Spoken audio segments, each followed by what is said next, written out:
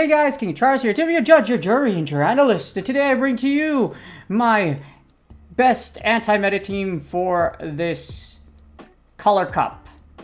I was gonna say the Color Cup, but honestly the Color Cup's kind of stale. Actually, it really is stale. It's like you put, it feels like it's just something that, well, it's not like Niantic doesn't just mash together random stuff together. And it's the same thing that's been happening for the same 14 years. Or no, 14 years, 14 seasons. Gosh, if it was happening in 14 years, Pokemon Go probably would Pokemon Go would probably have Pokemon 2 out right now because all Pokemon would be released. There's no reason to play it anymore, unless you have all the Pokemon, of course, etc. So, before we get started, it's going to be my therapist mental health tip of the day. As usual, you could skip this by going ahead to the chapters. And this is about practicing gratitude. So, more often than not, when you feel depressed, practicing gratitude actually really helps a lot. So the reason why gratitude is the more good things you see, the less the more things you see that pile up that are good, the less the bad things seem to be. Or, wow, that was really bad. Anyways, the more you think about the stuff, the more you able to list the things you're grateful for, life doesn't seem so bad, right? And that's one of the things one of the modalities you can use when you treat depression, mindfulness, or gratitude. So, when you feel depressed, you or your loved ones know you're low mood, don't understand why you want to be alone, or being ungrateful for the blessings in your life. So, learning how to express gratitude when you're feeling depressed is about hiding depression. You can be grateful and not have to put on a happy mask. So, this is a great article. Again, it's by Psych Central, mental health professionals, etc. Medically review these articles for accuracy, and they're really great, so make sure you check it out in the description. But yes, practice gratitude when you're depressed, and here's 6 ways for you to do it. So, without further ado, this is my best anti-meta team for the Color Cup. If you don't have this, that's fine. There's a lot of teams that work. I just found that given with all the Toxapexes running around, that Ferrothorn is actually a big sleeper pick. And if you're Edge to land Thunder against that Talonflame, it can put your opponent in a lot of danger. Without further ado, let's get started.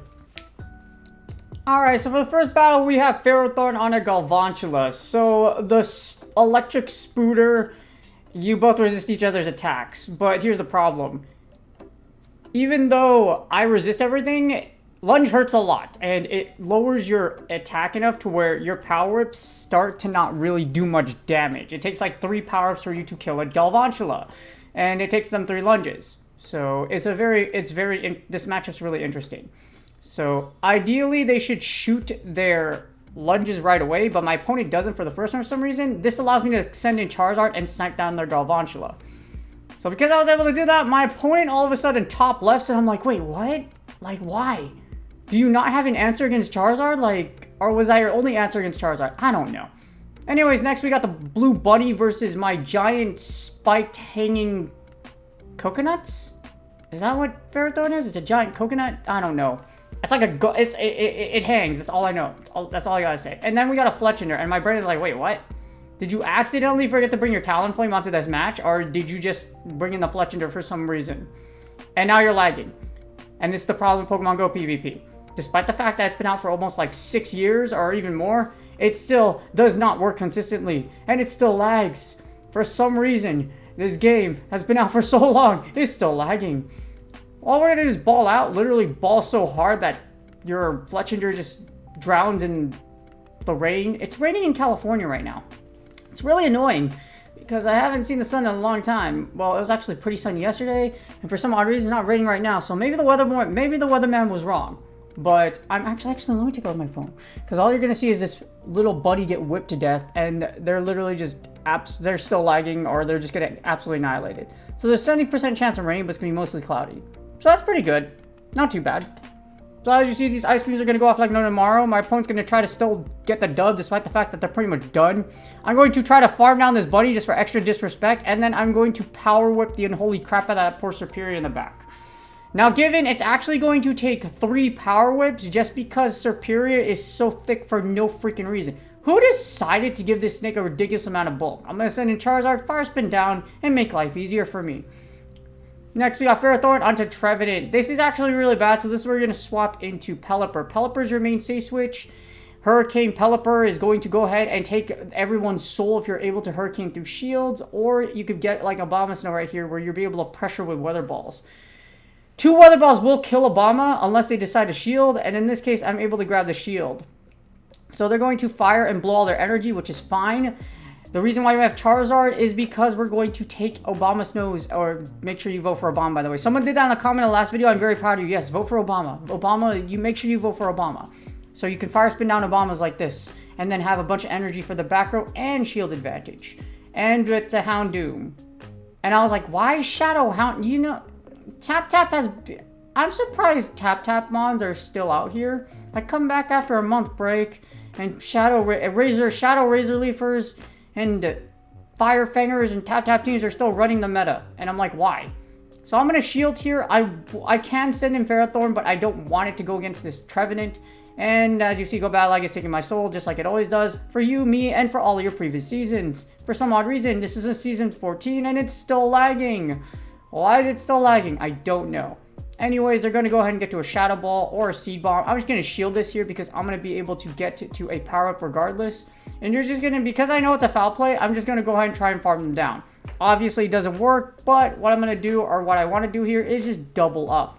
I want to double up just to make sure, just in case that they do have another move on their Mon, that I'm going to be able to get there first. And because Houndoom and Firefang, I don't know how much energy Firefang is. I was like 2 energy per shot, but I don't know if this Houndoom actually has a Flame Charge or whatnot stored up, so that's why I just wanted to double up just in case. Next, this is the main reason why Ferrothorn is amazing, because you actually wall Toxapex. You resist poison and you resist those brines as well. So I don't know why my opponent isn't swapping out here, because this is a really hard loss for this Toxapex. I don't have to shield anything. I can straight Power Whip, or if I really want to, I can bring on the Thunder and Thunderclap my opponent to victory. They end up setting in Trevenant, which is really sweet because they actually catch my Thunder. And then I'm going to send in Charizard and just fire spin down this poor tree.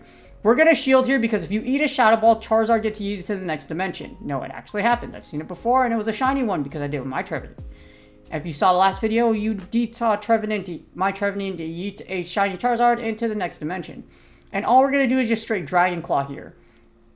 All I have to do is line up. This is pretty much like RPS, you know, the greatest element of Pokemon Go PvP, and why we haven't been into any sort of major esports contention ever. That's why Luminosity signed with Pokemon Unite instead of Pokemon Go PvP.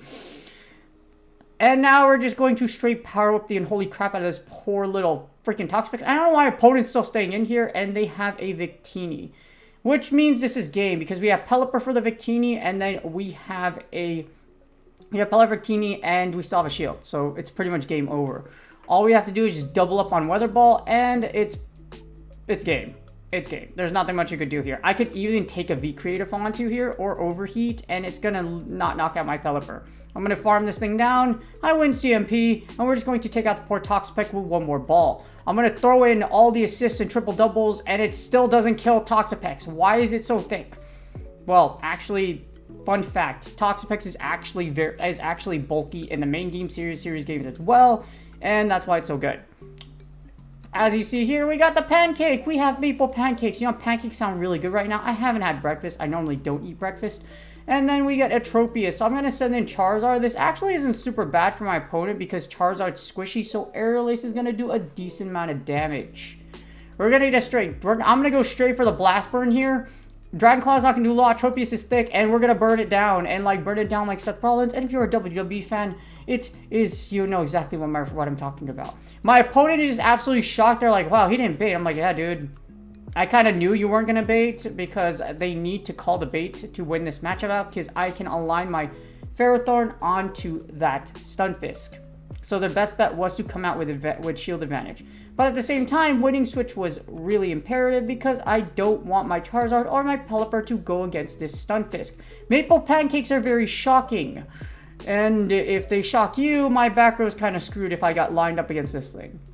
So I need to keep Ferrothorn onto Stunfisk. This is why you have Ferrothorn. Ferrothorn covers those electric types that your back row normally be able to take out. We get an Araquanid, and I'm just going to go ahead and just try to Power Whip down, but the Bug Bites actually take me out. This is perfectly fine, though. My opponent's going to likely fire Bubble Beam here, so I'm not going to shield. You have to bait my shields, and I call the Bubble Beam correctly. Now I'm just going to absolutely disrespect my opponent and go straight for the Hurricane. Even though it's -1, I still have 2 shields. I'm trying to 2-shield flex my opponent down in victory, but that's not going to happen. Because this Weather Ball, -1, isn't going to be able to take out this Stunfisk, and they're going to be able to hit their Discharge. they're going to be able to get to at least 1 or 2 discharges, so I need to shield here. Don't throw your win condition because you want to flex. All right? You can have a lot of fun, but again, don't throw your win condition because you want to flex. And this is why I like Ferrothorn. Ferrothorn catches those Galvantulas, which is actually not a bad matchup for them. But they catch the electric types and they catch this Shadow Electrode. As you see, Power Up did a ton of damage. I'm not going to shield here because outside of Foul Play, I resist everything. But I get beamed. I get beamed. And I'm like, I just got beamed. And that did a hell of a lot more damage than I was expected to. That literally took half of my Ferrothorn's HP, despite the fact that it's resisted.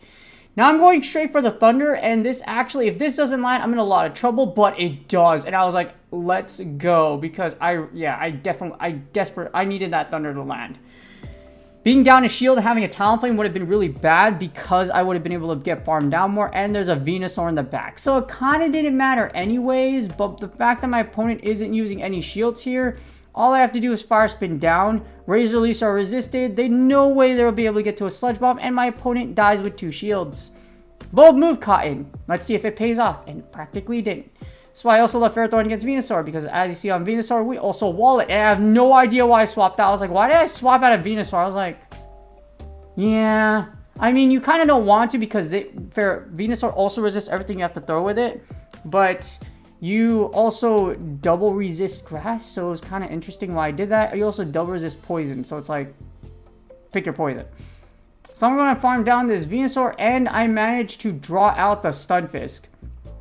So I managed to go ahead and put this into a more positive matchup, because now that we drew out the Stunfisk, I don't have to worry about Charizard. I can send in Ferrothorn, I can go and farm this thing down, and I don't have to worry about my flyers being locked into the electric type in the back. So if you lose the lead, you send in the Pelipper, you try to win switch with Pelipper, or you ball out. You ball out so hard that Kobe Bryant will be proud of you in his grave. Which, rip Kobe, because they actually just retired his gold jersey, and now my opponent's going to die with 2 shields. Well, let's see if they're willing to die with 2 shields. I'm going to Power Whip here. Ferrothorn's likely going to get taken out, and then I'm going to try to get for the Thunder, and I do. So I get the bait, expert energy management here. You have bait with Power Whip, and then you fire the Thunder, and my opponent totally falls for it. This is bad on their part, because now that Thunder hit, all I have to do is farm down their Talonflame, and that's GG's. I hope you all enjoyed the battles. I hope you guys enjoyed this anti-meta team with Ferrothorn. And that's game. I hope y'all enjoyed the video. I also hope you are enjoying the recycling of cuts that Niantic is doing, because they can't figure out anything else, or they're too lazy to actually put anything work in the game and improve it more beyond what it is, except for raids, which they seem to be killing anyways, because I don't understand why you would kill remote raiding. You made the most money in the world because of remote raiding, and then you're going to kill it. Well, all they're going to do is eventually they're going to bring it back and basically say like, oh, it was our idea. It was our idea. We're showing you all mercy. Like, yeah, like, oh, we were totally going to bring it back or something like that. Yeah. And also it's the Psychic Cup. So after Color Cup, you have the Psychic Cup. And then you have Mountain Cup, Little Cup, Spring Cup, and just a whole bunch of randomness. The good things, one of the good things I would say, like with the new season, is that they're letting Great League be out the entire time. So it's probably not going to be the best ones you'll see, but you have Element Cup, you have Sunshine Cup, etc. So they probably figured out, they're like, oh, it's a bad idea to have all Master Cup leagues. Gee, I wonder who had their light bulb turn on after 14 Go Battle League seasons. At this point, I'm just roasting Niantic because they're the most terrible company in the world in staff, and all they care about is money and unrealistic expectations for the gaming world, where no one really likes to go outside. Especially in California right now, it's impossible to go. Well, not impossible, but going outside because of the rain is really hard. And also really dangerous, because if you're driving outside, then you're probably going to get hit by a car, or you might be in a likelihood of getting an accident because it's raining outside. So, yeah, there it is. Oh, and Brutus is spawning. I didn't know that. Anyways, I hope y'all enjoyed the video. I hope y'all enjoying this season. It's another way for Go Legend, and is the Legend pose even cool, or is it like garbage? Does anybody know? Or I'm about to take a look at it real quick. And I can't find Season 14 Go Battle League news. Of course. Anyways, I hope you guys are enjoying the video. Please like, subscribe, and comment for the YouTube algorithm. As I always say, really do appreciate y'all. Good luck on your Go Battle League sets, and I will see y'all on the next video.